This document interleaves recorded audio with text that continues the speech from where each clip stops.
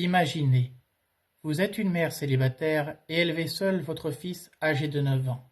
Un jour, celui-ci disparaît subitement. Après 5 mois de recherche et d'inquiétude, la police vous en ramène un autre et prétend que c'est le vôtre. Vous pensez cela impossible? Pourtant, c'est l'histoire vraie qui est arrivée à Christine Collins. Bonjour à tous, ici c'est Lozaru, j'espère que vous allez bien.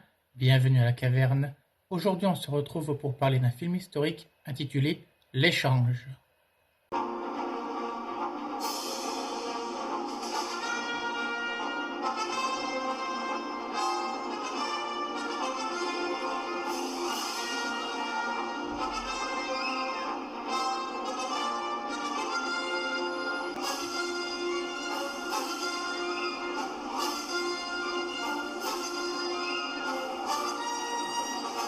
Nous sommes en 1928.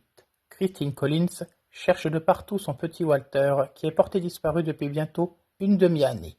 Sa joie est évidemment immense lorsque Gigi Jones, capitaine de la police de Los Angeles, l'appelle pour lui dire qu'on l'a retrouvé. Mais elle va très vite déchanter. Au premier coup d'œil, Christine s'aperçoit que l'enfant qu'on lui attribue est un imposteur. Certes, il a évidemment pu changer en 5 mois, mais l'œil d'une mère est infaillible. Mais les forces de l'ordre ne veulent rien savoir et estiment l'affaire classée. Commence alors un très dur combat pour notre jeune femme. Christine accumule les preuves.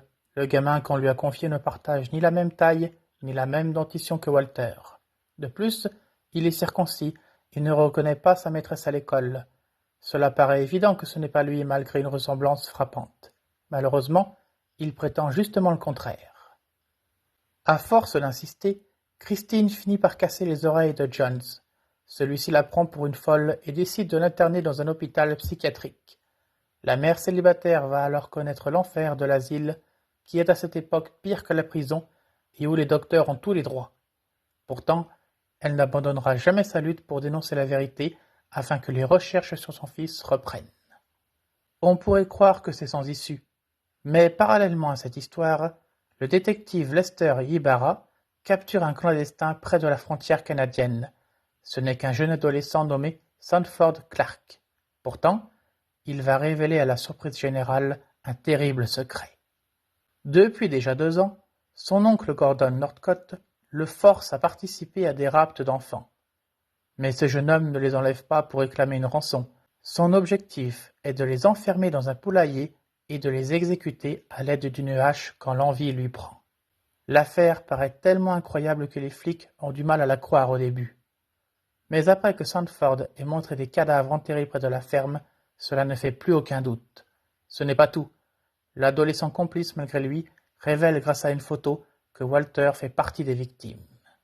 Les grands moyens sont enfin déployés. Gordon est vite arrêté, jugé et exécuté. Avec l'aide précieuse du révérend Brigleb, Christine sort de l'asile et attaque la police en justice.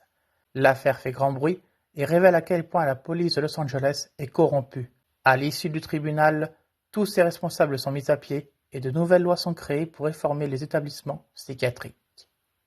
Christine remporte une grande victoire, mais pour elle, elle ne sera jamais complète. En effet, notre jeune femme aura toujours la certitude que son fils est vivant et passera toute sa vie à le chercher. En vain.